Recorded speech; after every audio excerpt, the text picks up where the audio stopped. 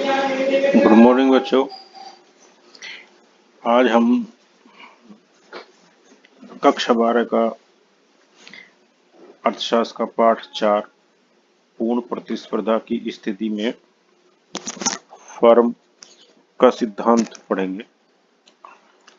तो पिछले पाठ में हमने उत्पादन लागत और उससे पहले उपभोक्ता के व्यवहार के बारे में पढ़ा था। तो आज हम जो है प्रतिस्पर्धा, फर्मों की प्रतिस्पर्धा के बारे में पढ़ते हैं। तो इसमें ये बताया कि एक फर्म का मतलब यहाँ कंपनी की उत्पादन फलन लागत, पहले पिछले पाठ में हमने पढ़ा था कि उत्पादन लागत के बारे में और उत्पादन के बारे में, उत्पादन फलन के बारे में इसमें पढ़ चुके हैं।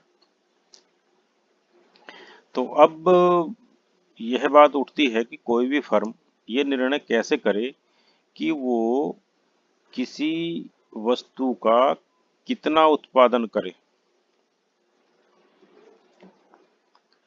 तो ये प्रश्न जो है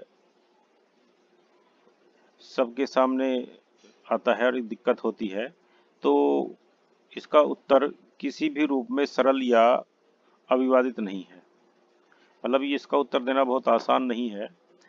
फर्म के व्यवहार की एक निर्णायक अपितु कुछ हद तक अनुचित मान्यता पर आधारित है।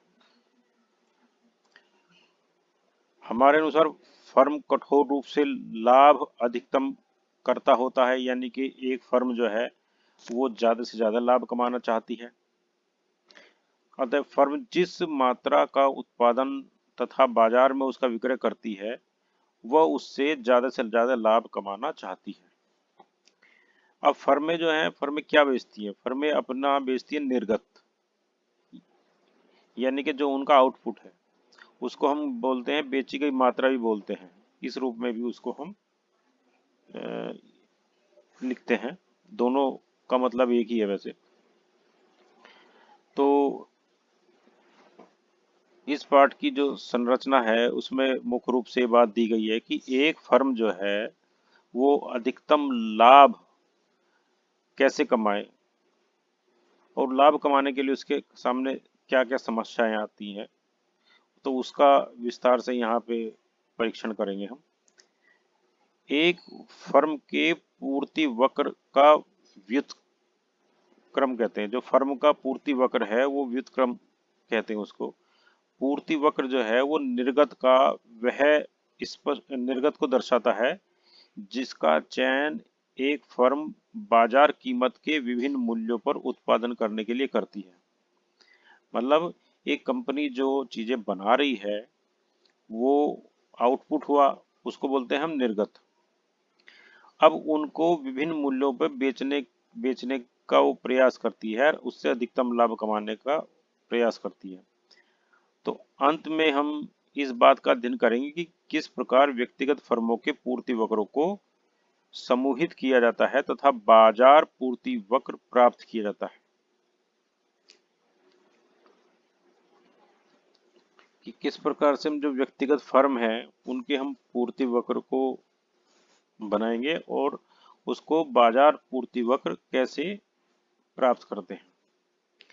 तो पहले हम पूर्ण स्पर्धा की बात करते हैं। पूर्ण स्पर्धा क्या है? पूर्ण प्रतियोगिता। अब पूर्ण प्रतियोगिता के लिए कई बातें होनी जरूरी है, जैसे बाजार में क्रेता और विक्रेता की संख्या खूब होनी चाहिए। प्रत्येक फर्म एक रूप वस्तु का उत्पादन एवं विक्रय करती हो।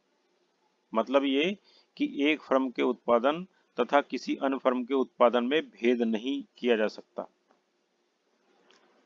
फर्मों का बाजार में स्वतंत्रता से प्रवेश हो सकता है और हट सकती है, बहिर्गमन हो सकता है, और बाजार की पूर्ण जानकारी सबको होनी चाहिए। तो ये पूर्ण प्रतियोगिता के लिए जो है बातें होनी जरूरी है, ये लक्षण है उसके। तो जैसे कोई एक कंपनी किसी चीज को बना रही हो और वो पूरे देश में उसको सप्लाई कर रही हो और बेचने वाले बहुत सारे हैं, तो ये पूर्ण प्रतियोगिता नहीं है।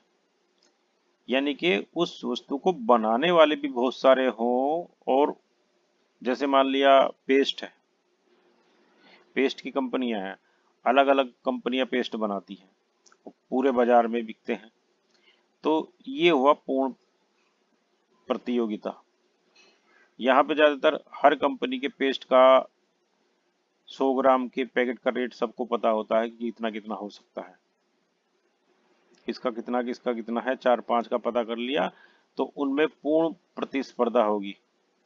अब हम वो खरीदेंगे जो हमें अच्छा हो, हमारी संतुष्टि को ज्यादा संतुष्ट करता हो, हमारी आवश्यकता को ज्यादा संतुष्ट करता हो।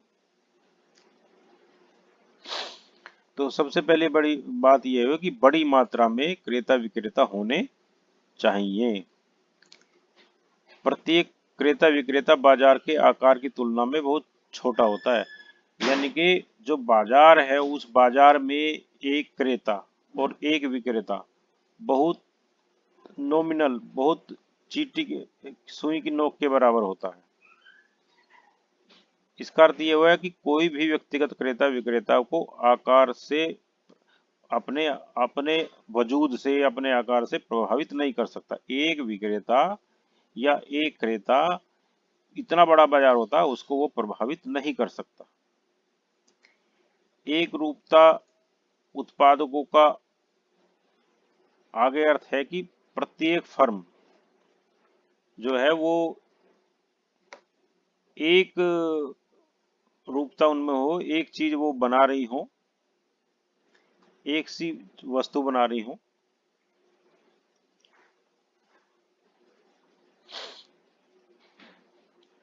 तो वो एक रूपता है।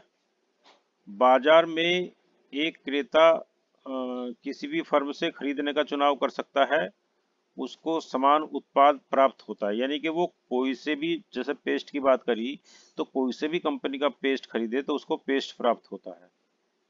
ठीक है जी। और बाकी ये एक स्थिति ये थी कि ऐसे उसमें हर फर्म को, मतलब किसी भी लोग को फर्म लगाने का अधिकार है। कोई भी कंपनी आकर के कंपनी लगा सकती है, कोई भी आदमी, और कोई भी अपनी कंपनी को समाप्त कर सकता है। ये इस पे कोई प्रतिबंध नहीं है, आसानी से वो आ सकता है और आसानी से छोड़ सकता है।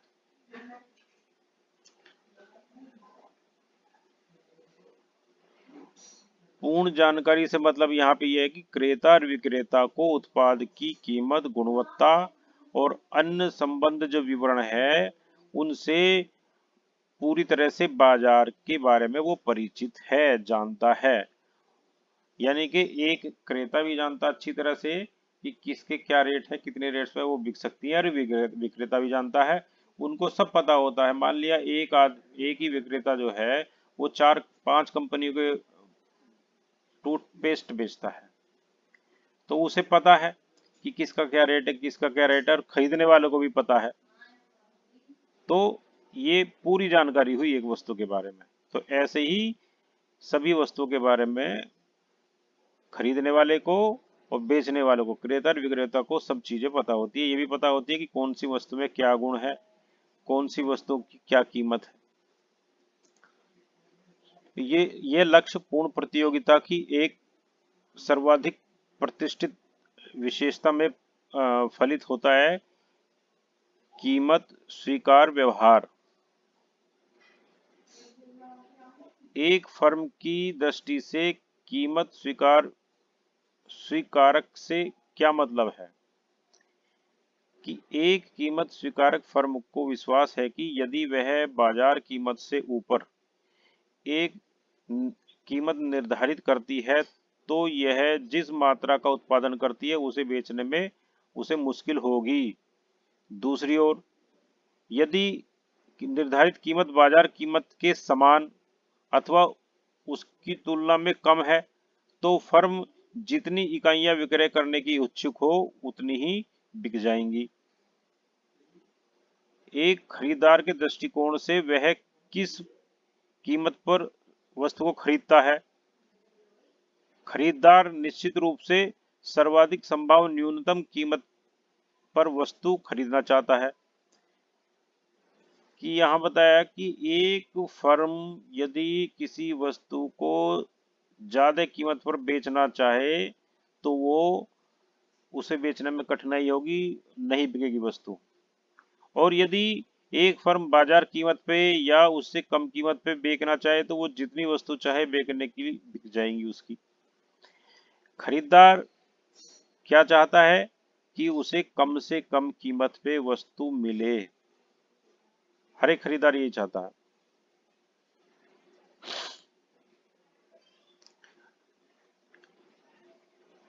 एक कीमत स्वीकारक खरीदार को यह विश्वास है कि यदि उससे उसने बाजार कीमत से कम कीमत की मांग की तो कोई भी फर्म उसे उस वस्तु का विक्रय करने की इच्छुक नहीं होगी।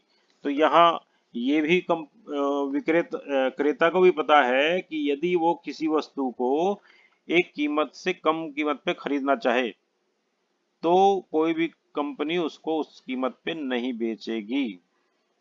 तो यहाँ दोनों ही बातें हैं कि खरीदने वाले को भी पता है कीमत और बेचने वालों को भी कीमत पता है, उसकी लगभग लागत पता है, ये भी पता है कि वो इस कीमत से कम पे वस्तु नहीं बेच सकता है। और यदि उस कीमत से ये भी पता है कि यदि एक दी हुई कीमत से वो ज्यादा में वस्तु बेच रहा है तो वो बता देगा कि इसकी कीमत तो इससे ज्यादा है, तो वो वस्तु बिकनी कम हो जाएगी, बंद हो जाएगी। तो ये स्थिति है पूर्ण प्रतियोगिता की कि खरीदने वाले को और बेचने वाले को वस्तु की सारी चीजों की जानकारी होती है। चूंकि यह अध्याय केवल फर्मों से संबंधित है, हम खरीदार के व्यवहार के विषय में बात नहीं करेंगे, चर्चा नहीं करेंगे, वो हम दूसरे पाठ में कर चुके हैं। इसके बावजूद हम उन स्थितियों के बारे में जानेंगे जिसके अंतर्गत कीमत स्वीकारक फर्मों के लिए एक सार्थक पूर्व धारणा है। स्वीकारक का मतलब कि कीमत स्वीकारक का मतलब है कि यहाँ ऐसी कीमत जो ग्राहकों ने स्वीकार की हुई हो, यानी कि जिस कीमत पे वो खरीद सकते हो। जब बाजार में अनेक फर्में तथा खरीदार होते हैं जिन्हें बाजार में प्रचलित कीमत की पूरी जानकारी होती है, तो क्यों आइए शुरू करते हैं कि एक ऐसी स्थिति से जहां बाजार में प्रत्येक फर्म यानी कि समान बाजार कीमत लेता है तथा वस्तु की कुछ मात्रा का विक्रय करता है। फर्म समान जो भी एक समान है, जो भी एक वस्तु है उसको वो कीमत देता है और उस पे उस कीमत पे यानी कि बेच रहा है। मान लीजिए कि एक विशेष फर्म अपनी कीमत को बाजार कीमत की तुलना में बढ़ा देती है, यानी कि जो बाजार में कीमत है, बाजारी कीमत है, उससे वो ज्यादा बेचना चाहती है। तो ध्यान दीजिए, चूंकि सभी फर्में एक ही वस्तु का उत्पादन करती है तथा सभी खरीदार बाजार कीमत से पूरी तरह से जानते हैं, तो इस प्रश्न पर फर्म अपने ग्राहक को खो देगी। समझ गए कि यदि एक कंपनी जो बाजार में पहले से कीमत चल रही है, दूसरी वस्तुओं की भी कीमत चल रही है, उससे उसने ज्यादा कीमत कर दी, तो ग्राहक उस वस्तु को खरीदना कम कर देंगे, धीरे धीरे बंदी कर देंगे, तो वो अपने ग्राहकों को खो देगी। तो इसलिए उसे जो बाजार में उसके प्रतियोगी कंपनी है जो वही चीज बना रही है जो वो बना रहा है, तो उससे अपनी वस्तु में या तो गुणवत्ता ज्यादा करनी पड़ेगी उसे, यानी कि उसकी क्वालिटी उससे ज्यादा बेहतर करनी पड़ेगी, कुछ ना कुछ उसे गुण ऐसा करना पड़ेगा जो बाकी वस्तुओं से उसे अलग करती हो, तो ही बिक पाएगी ज्यादा कीमत में। इसके अलावा जैसे जैसे खरीदार अन्य फर्मों की ओर रुख करेगा, कोई समायोजन संबंधी समस्या खड़ी नहीं होगी कि सीधे सीधे एक कंपनी से कोई फर्क नहीं पड़ रहा कि उसके ग्राहक जो है वो दूसरी कंपनी की तरफ चले जाएंगे, तो उसकी मांग तुरंत से पूरी हो जाएगी वहां पे, क्योंकि कंपनियां बहुत सारी हैं, क्योंकि बाजार में बहुत सारी कंपनियां हैं। याद कीजिए कि बाजार कीमत से अधिक कीमत पर वस्तु की किसी भी मात्रा का विक्रय करने के लिए एक व्यक्तिगत फर्म की असमर्थता बिल्कुल वही है जो एक कीमत स्वीकार की पूर्ण धारणा है। तो यहाँ पे जो है अधिक कीमत पे वस्तु नहीं बिकेगी, विक्रय करने के लिए उसे वही कीमत जो बाजार कीमत है उतनी ही करनी पड़ेगी। तो ये एक जो है एक कीमत स्वीकार कीमत है। अब हम बात करते हैं संप्राप्ति की।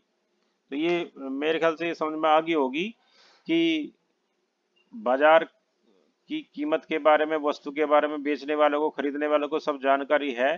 तो कोई भी एक कंपनी एक वस्तु के दाम बढ़ा नहीं सकती, बढ़ाएगी तो वो अपने ग्राहकों को खो देगी। और पूर्ण प्रतियोगिता की स्थिति यही होती है कि उन्हें जो है एक दूसरे से इतनी प्रतियोगिता करनी पड़ती है कि अपनी वस्तु के दाम में बहुत ज्यादा अंतर वो नहीं रख सकते, बाजार कीमत से बहुत ज्यादा कीमत पे नहीं बेच सकते हैं। अब हम बात करते हैं संप्राप्ति। संप्राप्ति क्या है? संप्राप्ति का मतलब है कि जो उसने बेचा और उसको जो प्राप्त हुआ उसके बदले में, वो संप्राप्ति हुई।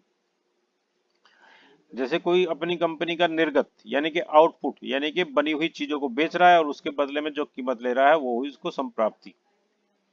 बाजार कीमत से कम या उसके समान कीमत निर्धारित करके इच्छित मात्रा में किसी भी वस्तु की बहुत सी इकाइयां बेची जा सकती है। लेकिन यदि ऐसी स्थिति है तो निसंदेह बाजार कीमत से कम कीमत निर्धारित करने के लिए कोई भी कारण नहीं है। हम ये भी कह सकते हैं कि यदि फर्म वस्तु की कुछ मात्रा का विक्रय करने की इच्छुक हो तो इसके द्वारा निर्धारित बाजार कीमत के बिल्कुल समान उसको कीमत रखनी पड़ेगी। एक फर्म अपने उत्पादित वस्तु का बाजार में विक्रय करके संप्राप्ति कमाती, यानी कि एक फर्म है, वो वस्तु बनाती है, वस्तु को बाजार में बेचती है, बेचने के बाद में वो जो उसको पैसे लेती है, कमाती है, वो हुई संप्राप्ति। मान लीजिए कि वस्तु की एक इकाई की बाजार कीमत पी है, यानी कि कोई एक कंपनी बना रही है, उसकी कीमत है पी। इस प्रकार क्यू फर्म की उत्पादित तथा पी कीमत पर बेची जाने वाली वस्तु की मात्रा हुई गुणे पी, यानी कि एक कोई कंपनी है टूथपेस्ट बनाने वाली की बात कर लेते हैं, कोलगेट। कोलगेट का एक पेस्ट है 10 रुपए का, तो एक बेचेगा तो संप्राप्ति 10 रुपए हुई, दो बेचेगा तो 20 रुपए हुई, तीन बेचेगा तो 30 रुपए हुई, चार बेचेगा तो 40 रुपए हुई, पांच बेचेगा तो 50 रुपए हुई। तो ये संप्राप्ति से मतलब समझ गए होंगे इसको। और कुल संप्राप्ति का मतलब है कि वस्तु की कीमत और वस्तुओं की मात्रा गुणों गुणा कर दे दोनों को तो कुल संप्राप्ति हमें प्राप्त हो जाएगी। तो अब संप्राप्ति का मतलब समझ गए होंगे कि एक कंपनी द्वारा बेची गई कुल मात्राओं को कुल कीमत से गुणा करने पर कुल संप्राप्ति प्राप्त होती है। दोनों के गुणनफल इनका कुल संप्राप्ति है। तो यहाँ यही चीज डिफाइन की गई है कि एक विक्रेता है, यानी कि उसके जो है इकाइयां हैं और उसे कुल संप्राप्ति कितने रुपए हो रही है। तो एक का मान लिया 10 रुपए मूल्य है, तो एक के बेचने पे 10 रुपए मिलेंगे, दो के 20, तीन के पे 30, चार के पे 40, पांच के 50, तो इस पर 10 बेचता है तो 100 रुपए मिल जाएंगे। तो इस तरह से ये कुल संप्राप्ति हुई। अब इसी बात को हम जो है ग्राफ के द्वारा भी दिखा सकते हैं, रेखा चित्र द्वारा भी दिखा सकते हैं। इधर तो हुई निर्गत, निर्गत यानी कि आउटपुट यानी कि वस्तु, और इधर हुई कीमत यानी कि जो हमें प्राप्त हो रहा है संप्राप्ति। तो हम देख रहे हैं कि जैसे जैसे हमारी वस्तुएं बिकती जा रही है वैसे वैसे हमें संप्राप्ति ज्यादा होती जा रही है। तो ये एक 45 डिग्री के कोण पे बनता हुआ चित्र है। इससे ये पता है कि जितना ये बढ़ रहा है उतना ये बढ़ रहा है, यानी कि जितनी इकाई ज्यादा बिकेंगी उतनी ही संप्राप्ति ज्यादा होती जाएगी।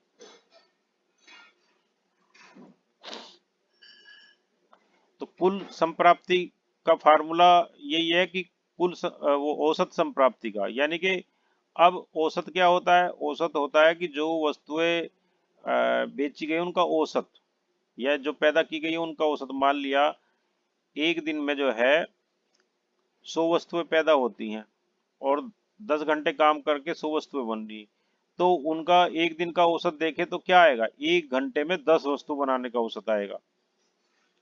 तो ऐसे ही संप्राप्ति का भी औसत निकाले तो कुल संप्राप्ति बटे उनकी मात्रा, कितनी मात्रा में बेची गई, तो ये इस तरह से हम औसत संप्राप्ति निकाल सकते हैं। और जब हम औसत संप्राप्ति के लिए वक्र बनाएंगे, कीमत रेखा वक्र बनाएंगे यहाँ पे, तो कीमत तो निर्धारित है उसकी। अब जितनी जितनी निर्गत होती जाएंगी, जितनी जितनी मात्राएं बिकती जाएंगी, वो तो कीमत तो वहां पे निर्धारित है, यानी कि 10 रुपए है तो 10 रुपए निर्धारित है, एक पेस्ट की कीमत 10 रुपए तो 10 रुपए निर्धारित है। तो उसके बाद तो फिर ये निर्गत ही बढ़ती जाएंगी, कितनी बिक रही हैं। तो इसको इस तरह से हम रेखा चित्र के द्वारा भी समझ सकते हैं। अब इससे पहले भी तुम्हें बताया गया था कि कुल क्या होती है, सीमांत क्या होती है। आगे वही लगा है, यहाँ पे संप्राप्ति लगा है, इससे पहले सीमांत लागत थी, सीमांत उत्पादन था, ये चीजों के बारे में पढ़ा हुआ। कुल और सीमांत वही रहेंगे। जब हम कुल की बात करते हैं तो वहां एक निर्धारित समय आ जाता है, और जब हम सीमांत की बात करते हैं तो यानी कि जितना उत्पादन हो रहा है उससे एक अतिरिक्त इकाई का उत्पादन, वो सीमांत हो जाएगा। तो एक फर्म की सीमांत संप्राप्ति फर्म के निर्गत में प्रति इकाई वृद्धि करने के लिए, यानी कि हम एक दिन में 100 बेच रहे थे, तो एक दिन में यदि हमने 100 के अलावा 5 और फालतू बेच दी, तो जो 5 बेची फालतू वो क्या हो गई, सीमांत संप्राप्ति। तो ये इसकी परिभाषा है कि एक फर्म की सीमांत संप्राप्ति फर्म के निर्गत में, यानी कि आउटपुट में, यानी कि विक्रय में प्रति इकाई वृद्धि के लिए कुल संप्राप्ति वृद्धि के रूप में परिभाषित कर सकते हैं। तो यहाँ दिया गया है कि मोमबत्ती के डिब्बे, 2 डिब्बे की बिक्री से कुल प्राप्ति कितनी हुई, 20 रुपए। 3 डिब्बों की बिक्री से कितनी हुई, 30 रुपए। तो यहाँ सीमांत हम 2 डब्बे बेचते थे, 20 रुपए मिलते थे। एक दिन हमने 30 बेच दिए तो हमें मिले 30 रुपए। तो हम यहाँ ये सीमांत संप्राप्ति कैसे निकाल सकते हैं, कुल संप्राप्ति में परिवर्तन, पहले कितनी थी 20 और अब कितनी हुई 30, 30 में से 20 घटा दिया और इकाइयां घटा दी नीचे, क्यू यानी कि मात्रा में परिवर्तन आया, जितना कुल संप्राप्ति में परिवर्तन आया, कीमत में परिवर्तन आया, इसको भाग दे दिया 10, तो हमारी सीमांत संप्राप्ति 10 हुई। यह एक संयोग ही है कि 10 रुपए वही है जो कीमत है। ये हो सकता है कि 11 भी हो, 12 भी हो, कोई जरूरी नहीं है, अलग अलग हो सकती है, लेकिन ये एक संयोग है कि हमने 10 ही माना था, 10 फालतू ली हैं तो 10 ही आएगा, उसका उत्तर सीधे सीधे ये है। लेकिन इनका जो फार्मूला है, फार्मूला ध्यान रखिए कि सीमांत संप्राप्ति बराबर कुल संप्राप्ति में परिवर्तन और मात्रा में परिवर्तन। तो ये पार्ट जो है वो काफी बड़ा पार्ट है, इसको भी हम जो है कई पार्ट में, 2 या 3 पार्ट में बन के जो है समझेंगे, ज्यादा आसान होगा। तो आज का जो है यहीं तक रहने देते हैं, आगे फिर जो है लाभ अधिकतमीकरण से आगे के दूसरे पार्ट में हम पढ़ाएंगे। ठीक है, थैंक यू।